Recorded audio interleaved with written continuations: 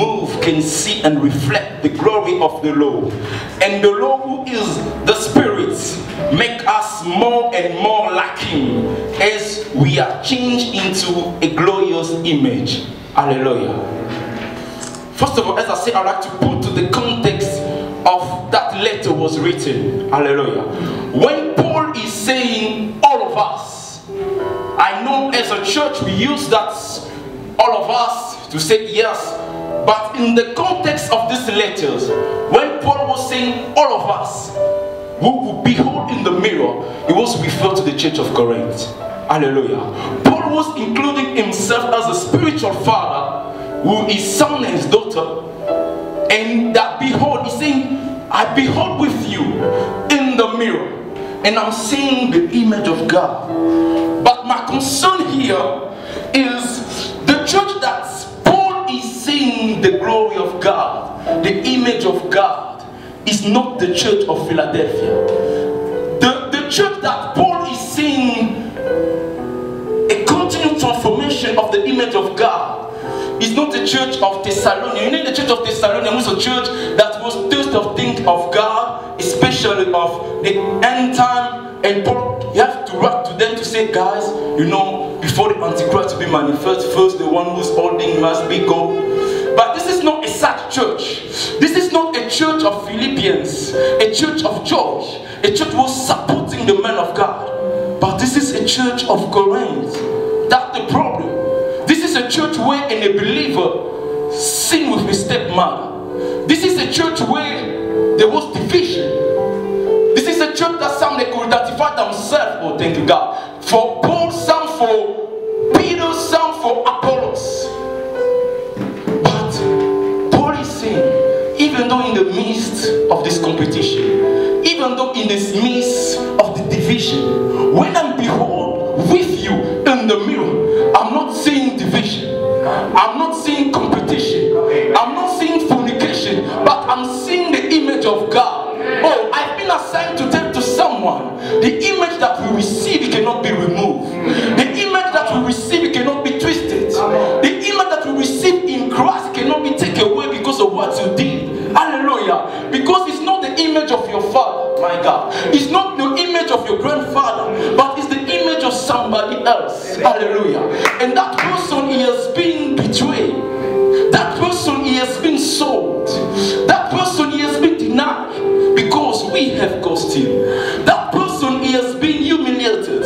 That person, he has been beaten up.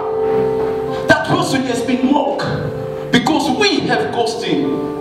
That person, he has been forsaken. That person, he has been deserted. He has been arrested because we have cost him. That person, he has been crucified.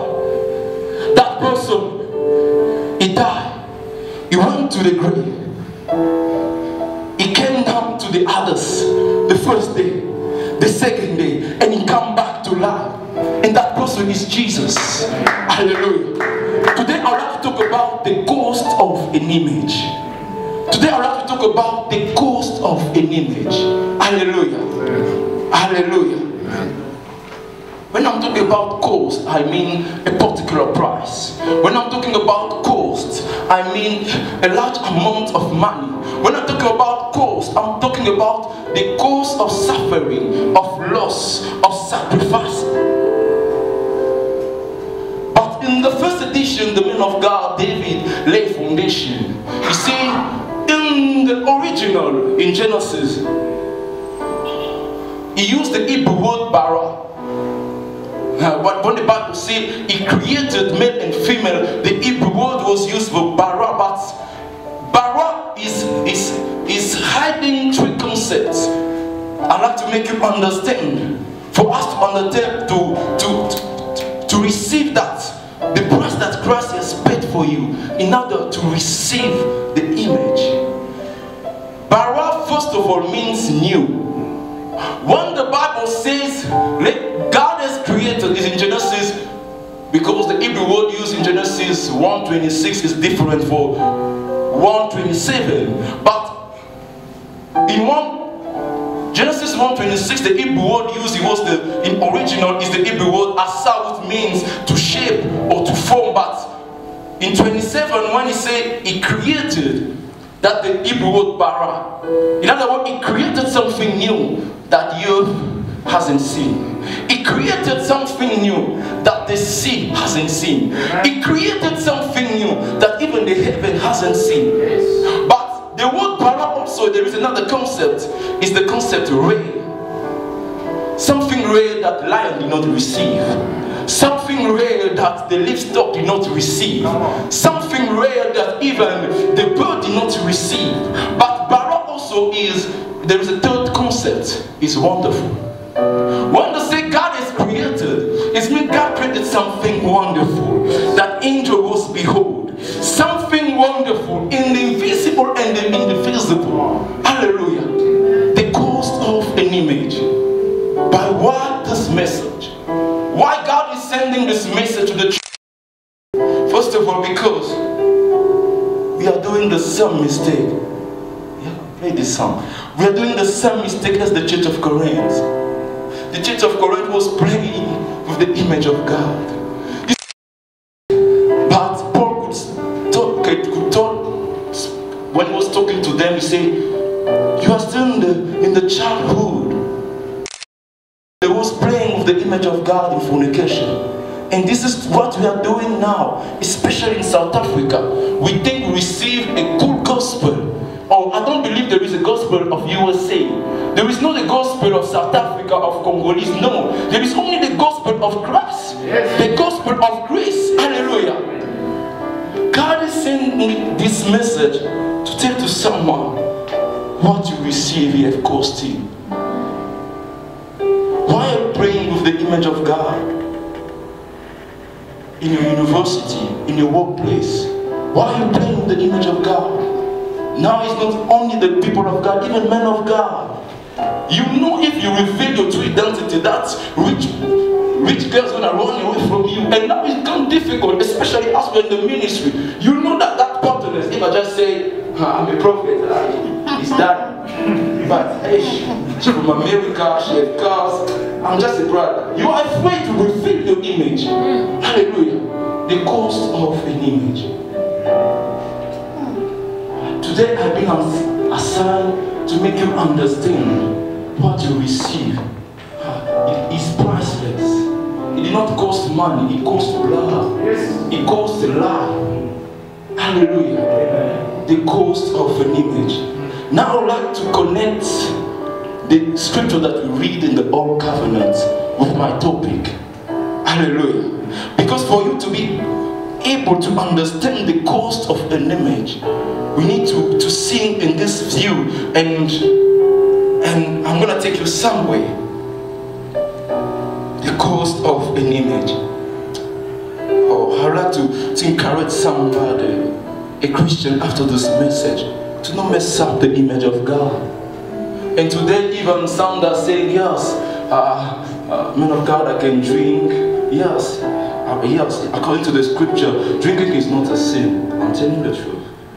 But Christianity in the level of sin is the lower, is the state of chapter. Come on. The standard of Christianity is the standard of consecration. The angel, when he appeared to Manoah's wife in Judges 13, he said, you will not take any wine, even alcohol drink. Not because you're going to receive the Holy Spirit, just because you're going to carry an anointed baby. If an anointed baby could stop that woman to not drink wine, how much us? How much us that receive the Holy Spirit? You want to mess up with, I don't know, with the cost of an image. Now I'd like to, you know, as a prophet, my duty is also to align the church, to align the thought of God in the scriptures. As a prophet, it's my duty to tell you the agenda of God. The duty of the prophetic ministry. And then we're going to flow in the service, but I like to do my assignment. When we read Genesis 3, the man of God Joshua, Prophet Joshua read for us, the Bible is talking about the fallen of man. But when you read in the prophetic perspective, you will notice that Eve, the first bride, he was not tempted anyhow. Eve was tempted in the particular time, and that is the prophetic time of even now. Let me take you somewhere. Eve was tempted during the absence of Adam. Eve was tempted when Adam was not there. And also as the church, oh my God, come on. As the church, we are this time of Genesis 3. Our Adam also has been taken away. But when Adam is taken away, is the time that the snake manifests. That's when you read in Genesis 3, the highest time that the devil was there, but he was just waiting for Adam to be taken away, a bit that to manifest. And today we are confronting also the snake. But I love because of the coast, oh my God. Our Adam did something that the first did not do. The first Adam, he had left a powerful bride. Because Eve was not weak. Some may think that the Eve was tempted. It was not weak. She received dominion, authority, and power. She was powerful. But our Adam did something. He did not just left or leave us with authority, with power, but he did something. He said, I'm going to leave you powerful, but I'm going to also leave you with a powerless enemy. Our Adam, he did something that the first did not do. The first Adam, he deserved, or he did not deserve, but he just taken away, but he left his bride confronting a snake with a head that was not crushed. Amen. But our Adam, he said, I'm going to crush the most powerful part of the enemy. Amen. Oh, because you know the cost that I've paid, I cannot just leave you like this with authority, but confronting the devil with his power. Hallelujah. Because of the cost, the devil has been made powerless. Because of the cost. Each time when I read this, I say, oh my God. The devil is harmless because of what I receive. But this enemy of Genesis, it was not just the devil.